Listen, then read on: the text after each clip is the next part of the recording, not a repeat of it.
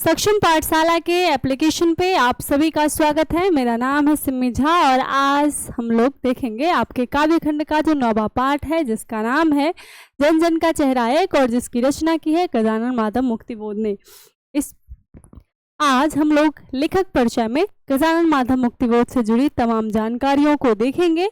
चलिए शुरू करते हैं आज की कक्षा को। आप देख सकते हैं गजानन माधव मुक्तिबोध की तस्वीर और उस स्थिति को जिस पे कि इन्होंने अपनी कविता लिखी है। शुरुआत करते हैं। गजानन माधव मुक्तिबोध का जन्म हुआ है 13 नवंबर 1917 ईस्वी को श्योपुर ग्वालियर मध्य प्रदेश में। गजानन माधव मुक्तिबोध का जन्म हुआ है 13 नवंबर 1917 ईस्वी को श्योपुर ग्वालियर मध्य प्रदेश में। इनकी माँ का नाम था पार्वती बाई और इनके पिता का नाम था माधवराज मुक्तिबोध। माँ का नाम पार्वती बाई, पिता का नाम माधवराज मुक्तिबोध। इन्होंने उज्जैन, विदिशा, अमझरा, सरदारपुर आदि स्थानों पर प्रारंभिक शिक्षा ग्रहण की। 1930 ईस्वी में उज्जैन के माधव कॉलेज से ग्वालियर बोर्ड की मिडिल परीक्षा में असफल हो गए, फेल हो गए। पुनः उन्होंने 1931 में फिर से परीक्षा दी और सफल हो गए। 1935 ईस्वी में माधव कॉलेज से इन्होंने इंटरमीडिएट किया। 1937 ईस्वी में इंदौर के होलकर कॉलेज से इन्होंने बीए किया, उसमें असफल रहे। 1938 में परीक्षा दी और सफल रहे। इन्होंने 1953 ईस्वी में नागपुर विश्वविद्यालय से हिंदी विषय के साथ एमए किया था।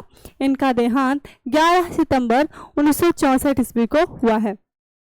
तो यहाँ से प्रश्न आपसे यह पूछेगा कि गजानन माधव मुक्तिबोध का जन्म कब हुआ था। आपका सही जवाब हो जाएगा 13 नवंबर 1917 ईस्वी। गजानन माधव मुक्तिबोध का देहांत कब हुआ था? 11 सितंबर 1964 ईस्वी। इनकी माँ का नाम क्या था? पार्वती बाई। इनके पिता का नाम क्या था? माधवराज मुक्तिबोध। इन्होंने एमए कब किया था? 1953 ईस्वी में। इन्होंने एमए कहाँ से किया था? नागपुर विश्वविद्यालय से किया था। और इन्होंने एमए किस विषय से किया था? तो हिंदी विषय से किया था। इनका जन्म कहाँ हुआ था? श्योपुर ग्वालियर मध्य प्रदेश में। इनका जन्म किस प्रदेश में हुआ था? तो मध्य प्रदेश में हुआ था। इसी तरह के प्रश्न आपसे पूछे जाएंगे। उम्मीद है कि आप आसानी से सभी प्रश्नों का उत्तर दे पाएंगे।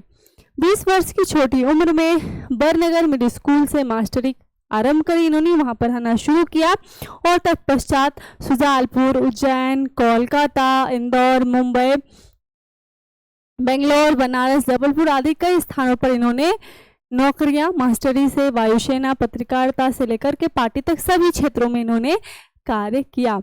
1948 ईस्वी में नागपुर आ गए और नागपुर के सूचना तथा प्रसारण विभाग में, प्रकाशन तथा सूचना विभाग में एक पत्रकार के रूप में इन्होंने ज्वाइन किया। अक्टूबर 1948 से सितंबर 1965 ईस्वी तक इन्होंने नागपुर के प्रकाशन तथा सूचना विभाग में पत्रकार के तौर पे इन्होंने काम किया। फिर नागपुर में ही रेडियो के हिंदी प्रादेशिक सूचना विभाग में इन्होंने ज्वाइन किया और 1954 से 56 तक यहाँ पे इन्होंने काम किया।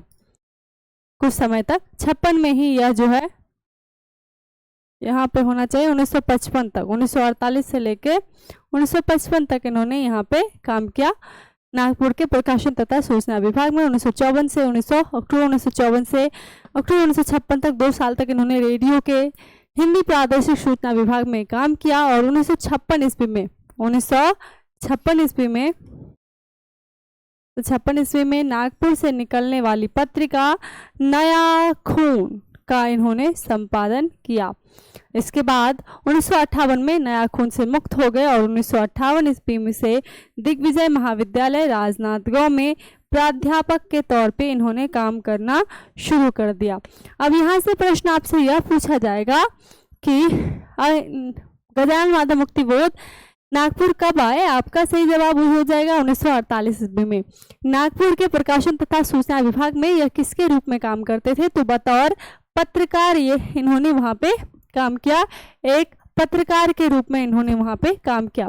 प्रश्न आपसे यह पूछा जाएगा कि नागपुर से निकलने वाली किस पत्रिका का मुक्तिबोध ने संपादन किया था? तो आपका सही जवाब हो जाएगा नया खून।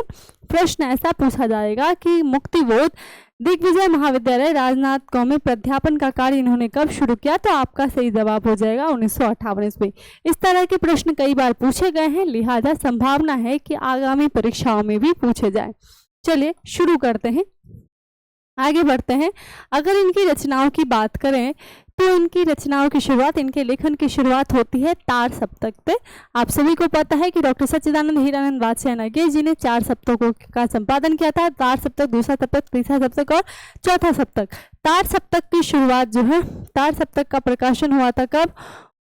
1943 ईस्वी में, और इसमें बतौर एक कवि के रूप में डॉक्टर गजानन माधव मुक्तिबोध की रचना को भी स्थान दिया गया था। इनकी कविता संग्रहों की बात करें तो चांद का मुंह टेढ़ा है, भूरी भूरी खाक धूल, ये 2 कविता संग्रह हैं गजानन माधव मुक्तिबोध की। कथा साहित्य की अगर बात करें तो काठ का सपना, विपात्र, सतह से उठता आदमी, ये 3 कथा साहित्य हैं जिसकी रचना मुक्तिबोध ने की थी। अगर आलोचनाओं की बात करें, कामायनी एक पुनर्विचार, नई कविता का आत्मसंघर्ष, नए साहित्य का सौंदर्य शास्त्र, समीक्षा की समस्याएं, एक साहित्यिक डायरी, ये सभी गजानन माधव मुक्तिबोध के द्वारा लिखी गई साहित्य आलोचनात्मक पुस्तकें हैं। इतिहास की पुस्तक भी इन्होंने लिखी है जिसका नाम है भारत इतिहास और संस्कृति।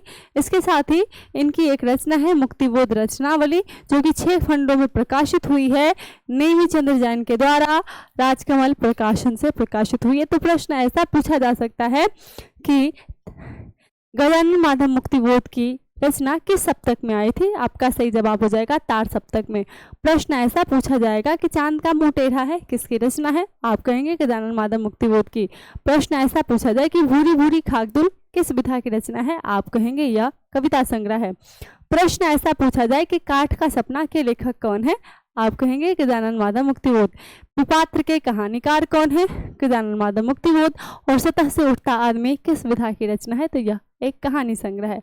अगर ऐसा पूछा जाए कि मुक्तिबोध रचनावली का प्रकाशन किस प्रकाशन से हुआ था? तो आप कहेंगे राजकमल प्रकाशन की तरफ से हुआ था। प्रश्न अगर ऐसा पूछा जाए कि मुक्तिबोध रचनावली का संपादन किसने किया? तो आप कहेंगे नेमी चंद्र जैन ने किया था। गजानन माधव मुक्तिबोध के बारे में अगर कुछ जानकारियों को देखें तो यह 20वीं शती के लेखक हैं। 20वीं शती के कब? उत्तरार्ध के कवि हैं, यानी कि 1950 के बाद के कवि हैं, चिंतक हैं, आलोचक भी हैं और कथाकार भी हैं। हालांकि इनका जन्म मध्य प्रदेश में हुआ है, लेकिन वह मूलतः क्या थे? मूलतः मराठी थे। उनका उदय हिंदी साहित्य में प्रयोगवादी कवि के रूप में हुआ है और अज्ञेय जी द्वारा संपादित तार सप्तक में एक कवि के रूप में वो सामने आए थे। उनके बारे में कहें तो उस समय की 2 विचारधाराओं को उन्होंने अपनाया था, उसके संसर्ग में आए थे, और वो 2 विचारधाराएं कौन सी है?